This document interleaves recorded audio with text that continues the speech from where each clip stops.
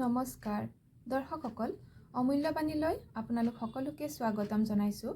আজিৰ ভিডিঅ'টোৰ বিষয় হৈছে আজি বিশেষ 8টা ডাঙৰ মঙ্গলবাৰৰ তৃতীয়টো দিন। আপোনালোকে কৰিব পাৰে ইচ্ছা পূৰণ কৰাৰ এটা সহজ উপায়। লগতে কামত সফলতা আৰু বেয়া শক্তি দূৰ কৰিবৰ বাবে কৰিব পাৰে দুটা সহজ উপায়। ইচ্ছা পূৰণ কৰিবৰ বাবে আজিৰ পৰা আৰম্ভ কৰিব পাৰে। আজি ৰাতি যিকোনো সময়তে আৰম্ভ কৰিব পাৰে।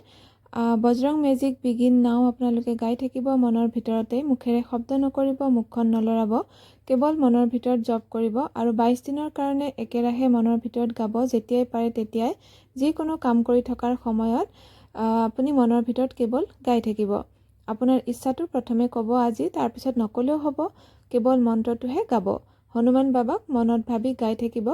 আপোনাৰ ইচ্ছা নিশ্চয় সোনকালেই পূৰ্ণ হ'ব আৰু যিসকলৰ 22 দিনৰ আগতেই পূৰণ হয় তেওঁলোকে ধন্যবাদ দিব আৰু যদিহে নহয় 22 দিনৰ ভিতৰত, তেনেহ'লে লেট গ' কৰিব, মানে সমস্যাটো বা ইচ্ছাটো হনুমান বাবাৰ চৰণত মনে মনে থৈছোঁ বুলি ভাবি লৈ সেইদিনাখনৰ পৰা সামৰণি কৰিব।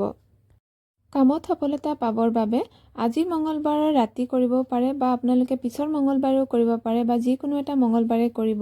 8টা ডাঙৰ মঙ্গলবাৰৰ ভিতৰতেই কৰিব আৰু এটা গোল নেমু ল'ব আৰু গোল নেমুটোত 4টা অক্ষত মানে নভঙা ফুল থকা লং সোমাই দিব।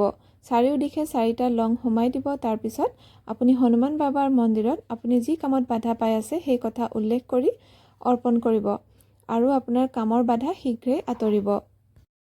যদিহে বেয়া শক্তি দূৰ কৰিব বিচাৰে বা নিগেটিভিটি দূৰ কৰিব বিচাৰে আপোনাৰ জীৱনৰ পৰা, তেনেহ'লে 2টা অক্ষত লং ল'ব, আপোনাৰ মূৰৰ ওপৰেদি ঘড়ীৰ কাঁটাৰ বিপৰীত দিশত আজি 7 বাৰ ঘূৰাব। তাৰপিছত 2 টুকুৰা কৰ্পূৰৰ লগত জ্বলাই দিব। কৰ্পূৰ পূজাত ব্যৱহাৰ কৰা হ'ব লাগিব। আজিৰ ভিডিঅ' ইমানতে সামৰিছোঁ। ধন্যবাদ।